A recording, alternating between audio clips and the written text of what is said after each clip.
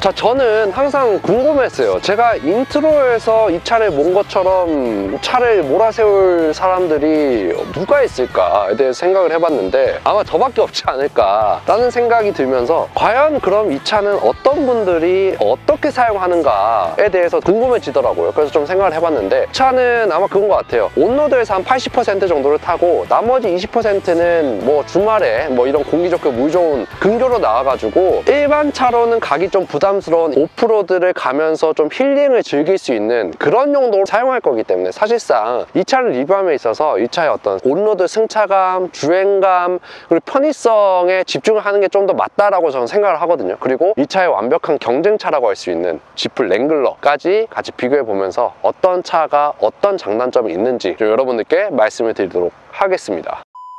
자, 그래서 제가 랭글러랑 이 차를 정말 좀 자세히 이제 타보고 나서 이 두 차의 가장 큰 차이점에 대해서 좀 한마디로 말씀을 드리자면, 일단 랭글러 같은 경우에는 여러분들이 타고 있으면 이 차가 나한테 어떤 말을 하고 있는 것 같냐면, 야, 나는 이렇게 포장이 잘 되니 온로드에서만 하라고 만들어진 거 아니야. 나는 막 여기 한국이라서 그렇지 내 고향인 미국에서는 하드한 락크롤링도 하고 뭐 사막도 가고 이러려고 태어난 건데 라면서 말을 하고 있어요. 그러니까 예를 들어서 포르쉐 911 GT3를 타고 그거 가지고 서킷을 한 번도 안 가고 그냥 이런 온로드에서 크루즈 컨트롤만 걸어놓고 주행하는 그런 느낌. 하지만 브론코 같은 경우에는 이렇게 말을 하고 있어요. 야, 나는 뭐 랭글러만큼 이렇게 오프로드 능력이 좋고 막 락크롤링 하드하게 하고 그렇게 할 수는 없는데 그냥 나는 네가 나를 타고 다니면서 조금이라도 편안하게 느낄 수 있도록 만들어 줄 거야. 이렇게 말을 하고 있는 것 같아요. 그러니까 차의 어떤 외관이나 내부는 비슷할지 몰라도 두 개 차를 경험을 해보면 이 두 개 차가 보여주려고 하는 가치나 지향점이 확실히 다르다는 게 너무 많이 체감이 된다 이거죠. 그런 점들이 바로 드러나는 포인트가 뭐냐면 바로 이 차의 프론트 서스에 WC1 서스펜션이 들어가 있다는 거예요. 아니, 임라님, 이런 차에 뭐 WC1 서스펜션이 들어가는 게 당연한 거 아닌가요? 라고 질문을 하실 수도 있는데, 이 지프 랭글러를 보면은 브론코는 정말 양반이죠, 양반. 랭글러 같은 경우에는 리어뿐만 아니고 이 프론트에도 세상에 리지드 엑셀 서스펜션이 들어갔어요. 이 프론트에 리지드 엑셀이 들어갔다라는 거는 정말 누가 봐도 랭글러는 전 세계에 얼마 남지 않은 찐 오프로더다 라는 거를 정말 말을 하고 있는 건데, 이게 오프로더에서 어떤 효과를 주는지는 조금 이따가 말씀을 자세히 드리도록 하겠고, 거기에 더해서 뭐 랭글러는 앞에 스테빌라이저를 전자적으로 끊을 수 있는 기능도 들어갔고, 이 프론트 로어암 같은 경우에는 휠 트래블을 가능한 한 많이 허용할 수 있도록 이 로어암의 형상 자체가 일반적인 프론트 로어암이랑 굉장히 다르게 옆으로 이게 붙어 있고, 그런 거를 보면은 브론코는 정말 선녀예요, 선녀. 물론 이 차도 어느 정도 오프로드성을 지향하는 차이기 때문에 이런 MBH적인 부분이나 이런 승차감에 있어서 크게 신경을 못 쓴 거는 사실이에요. 지금 제가 80km로 가고 있거든요. 그럼에도 불구하고 이 바람 가르는 소리, 풍절음이 굉장히 많이 들립니다. 그리고 노면 소음도 좀 많이 올라오고요. 그리고 이게 한 114, 120 이렇게 가면은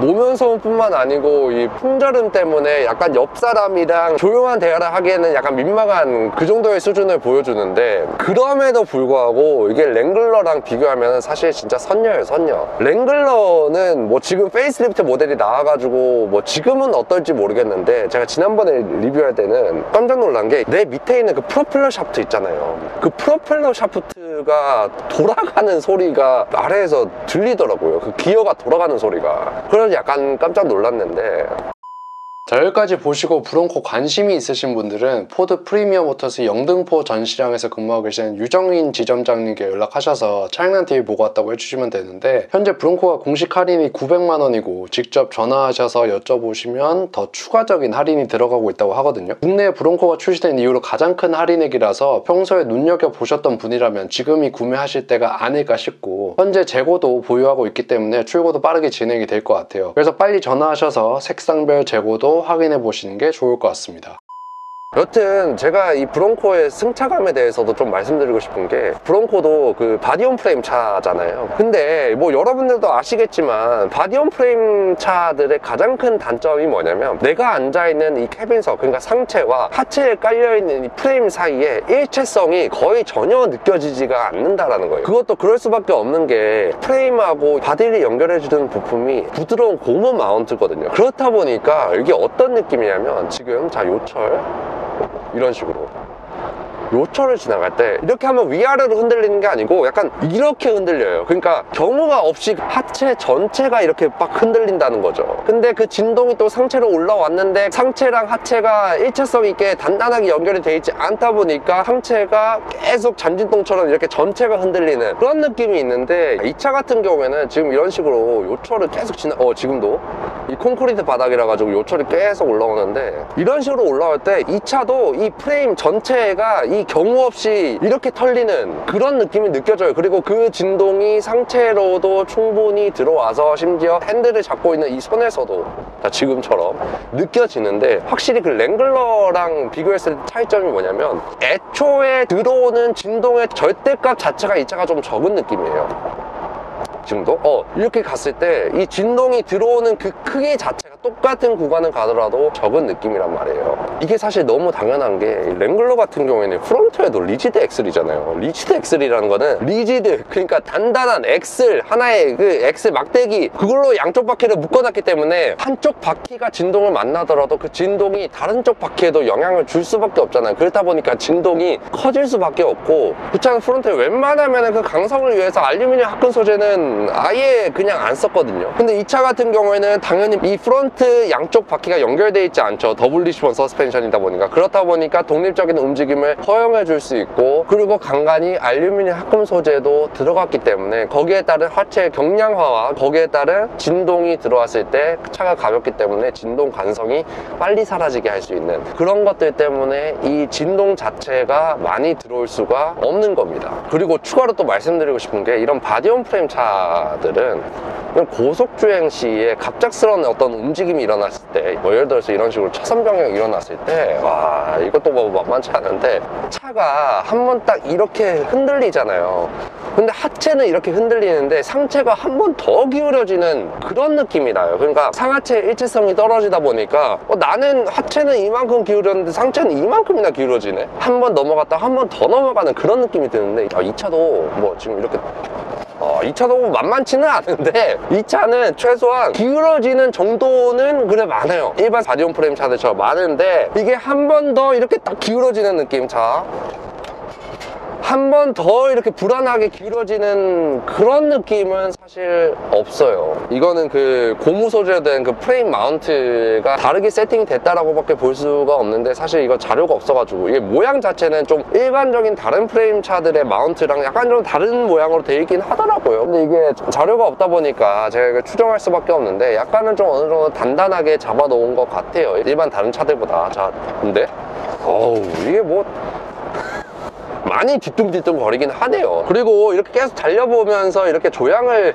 해보니까, 이 차가 아무리 그래도 이제 오프로드 성향을 띠고 있다라는 게 느껴지는 게, 이 스티어링의 조향 자체가 굉장히 둔감해요. 그러니까 보통 일반 차들 같은 경우에는 뭐 이렇게 하면은 앞쪽이 바로 움직이고 이렇게 해야 될 것 같은데, 이 차는 약간은 좀 유격이 있는 그런 느낌. 사실 랭글러도 이런 느낌인데, 이게 이럴 수밖에 없는 게, 물론 스티어링 조향비를 조금 덜 조여놨을 수도 있지만, 오프로드성을 좀 지향하는 차들은 항상 프론트 바퀴에 캐스터 각을 많이 주지를 못해요. 캐스터 각을 많이 줘버리면은 이런 직진 안정성도 좀 살아날 뿐더러, 스티어링을 이런 식으로 돌리고 나서 사실 복원이 될 때 그 복원력이 굉장히 깔끔하고 우수해지거든요. 근데 그 캐스터 각을 이런 차들은 많이 못 주는 게, 오프로드를 가면은 이 바퀴의 위아래 움직임이 많이 발생하잖아요. 근데 그 상태에서 캐스터 각을 많이 줘버리면은 바퀴가 위아래로 움직이는데 굉장히 불리하죠. 그렇기 때문에 이런 차들은 보통 캐스터 각을 플러스 한 2도에서 3도 이 정도 주고, 일반적인 뭐 약간 좀 달리는 차들이나 일반적인 차들 같은 경우에는 한 5도에서 5.5도, 6도 이 정도까지 주는 경향을 보여주는데, 확실히 그런 것들 때문에 이런 고속주행 안정성도 우수해질 수가 없는 건 맞아요. 그래서 이 차를 가지고 120 이 정도로 달리면은 약간 차가 좀 많이 흔들린다 라는 느낌이 들면서 이 정도 이상으로 달리면 안 되겠다 라는 생각이 저절로 이제 들고 여러분들 시승을 하시다 보면은 그런 느낌이 체감이 될 겁니다. 그래서 전체적으로 봤을 때 이 차는 바디온 프레임 차들 중에서, 그리고 이런 오프로드성을 지향하는 차들 중에서 운전자의 어떤 편의성을 생각하는 부분들이 굉장히 잘 느껴지는데, 대신에 막 랭글러처럼 꽤 트래블을 많이 허용해주면서 하드한 오프로드 갈 수 있는 차는 절대 아니에요. 왜냐, 아까 랭글러에 그 리지드 엑스 서스펜션이 들어갔다라고 했잖아요. 근데 그게 사실 프론트에 들어간 이유는, 리지드 엑스는 양쪽 바퀴를 한 막대기로 묶고 있잖아요. 랭글러 같은 차들 가지고 하드한 오프로드 구간에 간다고 해봐요. 그러면 한쪽 바퀴가 막 이렇게 막 올라가겠죠. 한쪽 바퀴가 이렇게 올라가면 그 리지드 엑스 서스펜션은 한쪽 바퀴가 올라가는 힘을 받으면 한쪽 바퀴는 내려가는 힘을 주겠죠. 그러니까 반대쪽 바퀴는 땅으로 항상 눌러주는 힘을 가지고 간단 말이에요. 그렇다 보니까 오프로드에서 가장 중요한 항상 4개 바퀴가 노면과 접지를 하고 있어야 된다. 그런 정체성을 잃지 않게 하기 위해 가지고 리지드 엑스 서스펜션을 장착을 한 거예요. 그래서 그런 차이점들이 있다라는 걸 말씀드리고 싶었고, 그리고 저는 꽤 인상 깊은 점이 뭐냐면 바로 이 차의 시트 착자감에 있는데, 포드의 이 약간 오프로드성을 띠는 차들의 시트 착자감은 항상 앉아보면 약간 좀 푹신해요. 이게 이렇게 하드한 오프로드를 달리는 차의 시트 착자감이야? 라는 생각이 들 정도로 꽤나 푹신한 정도인데, 딱 앉아보면 확실히 랭글러보다 이 엉덩이 부분하고 이 등받이 부분이 조금 더 많이 들어가가지고 생각보다 이 시트 착자감이 편안하네? 푹신하네? 이런 느낌이 들어가지고 이런 장거리 운행을 할 때 좀 큰 이점이라고 느껴질 수 있을 것 같더라고요.